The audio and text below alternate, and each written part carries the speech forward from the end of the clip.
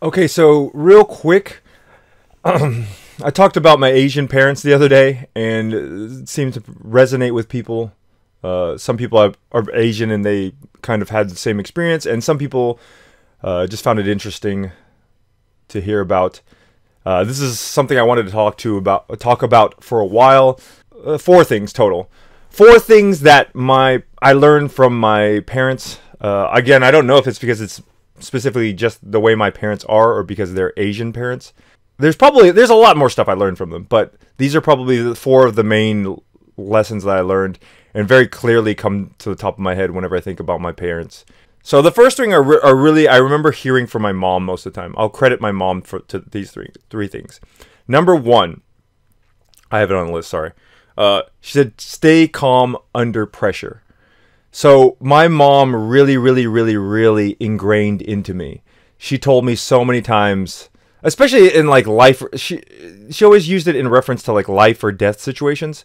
So she's like, David, if you're ever swimming and you feel like you're drowning or you can't breathe or somebody's jumping on you and he's like, people drown because they lose their mind, they panic, and then in the middle of the panic they don't think straight, and then you end up doing something wrong or something stupid or. And so she always, and there's been multiple times in my life where, it'd be situations where, like, because I don't want to say life or death because I don't know if I was really in peril, but keeping a cool head and keeping your mind clear so you can think of the way to get out or think of the way to solve the problem. It's a huge, huge, huge, huge, huge thing. I remember when I did my first triathlon, there's a bunch of times, but just specifically I remember the triathlon because we were swimming in a lake and like there's like 50, 75, 100 people all like smushed into the lake and you're all just kind of floating around. Maybe not 75. It was probably like 50 something. It was a small little lake and it was just like a straight lake. And we were all splashing around in the beginning, just staying afloat. And then they're like, go! And everybody starts swimming to the shore. And like, man, there was water everywhere. People were kicking each other. It's a lake, so the water's not like clear. So you can't, like, when you're swimming, you can't see where you're going. And I just remember being like, and it's not like in a pool with like lanes either. So I just remember being water kicked everywhere, and then like I would boom, like run into somebody, and we'd both like pop our heads out of the water and look at each other, and then just start swimming again. And I remember my heart was racing, and I was swimming because you're trying to swim, and you're like excited about the race, and you're also just swimming because everything's like a mess. And I remember there was a time when I was like, oh my god, I'm not gonna make it, and I just started like hyperventilating and like I couldn't get my breath, and I was like, I remember like the words my mom said, and I was just like, okay, yeah, calm down, David, calm down. Look, you're a good swimmer.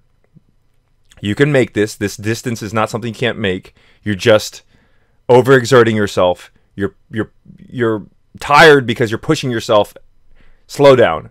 Keep it calm. And I remember I went into this very like slow, calm, like steady pace, and I was able to finish the swim like that. And that was like because all the other times when I used her advice, it was like in real life situation. It was never like, hey, don't drown, David. And then like this is the part where it's like, yeah, don't drown. So it was like directly relatable. And yeah, so that's one. Stay calm under pressure. If you have a cool head, you'll find a way through the situation. The second story is I used to, or the lesson, I'll tell you at the end. The story is I used to play tennis, and juniors tennis, you'd go play, and like if I played bad, I always got in trouble. It was like, dude, you played like shit. You're better than that. And I remember I would be playing, and there's this one. It happened multiple times, but there's this one specific time. I remember we were playing, and every time I threw the ball up, the sun was like right in my eyes, and like and then if you're playing tennis, when you're trying to swing for the ball and you can't see it, you just swing and like hope that you hit something, right? I remember, and the whole day it was bothering me. The whole match, I was like, God dang it, freaking sun, it's annoying, and I was just like, just wouldn't let it go. And I remember I might have even won. Like it might not have even been a loss. Might have like won the match.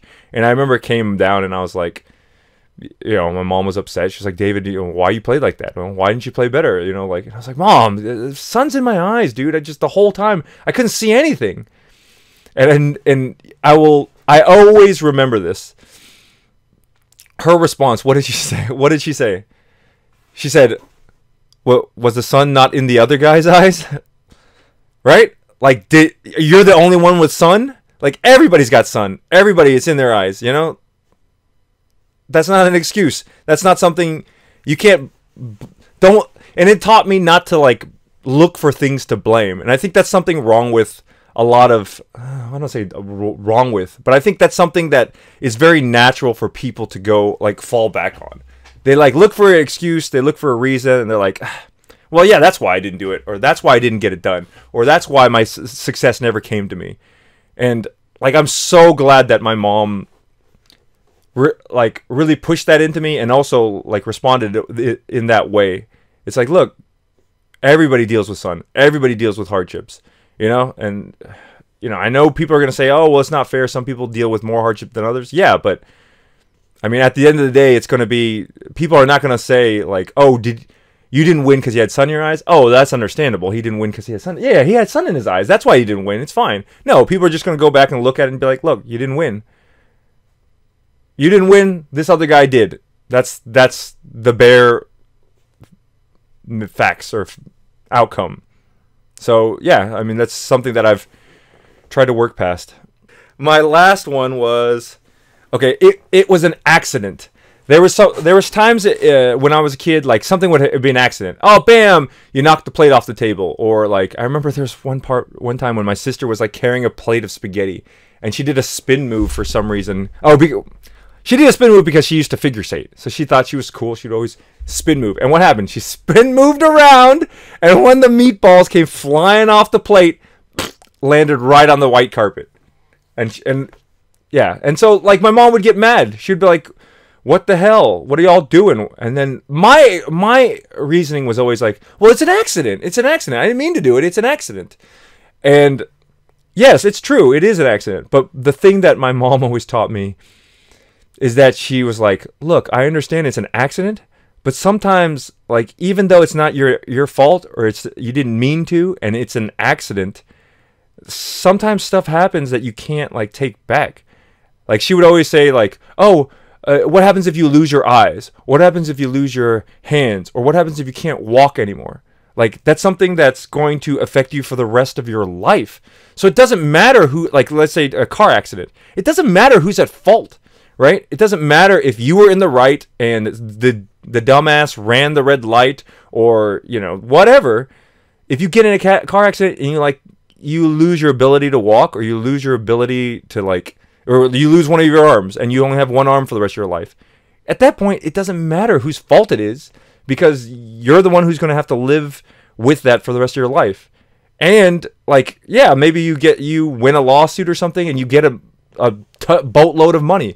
But no boatload of money is worth your, like, health, your eyes, your ears, your sense of any, And that really, really, really made sense to me growing up when my mom told me that. Well, it probably didn't make sense to me all that much when I was growing up, but it makes sense to me now when I'm older, and it's something that I try to pass on to my friends, which is a little bit weird because they're my friends. They're like, "What? You're not my dad. Why are you telling me this stuff?" But it's definitely something I'm going to pass along to my kids. These 3 lessons. Yeah, really, really, really glad that my parents had the foresight to tell me these things. Mostly my mom on those ones.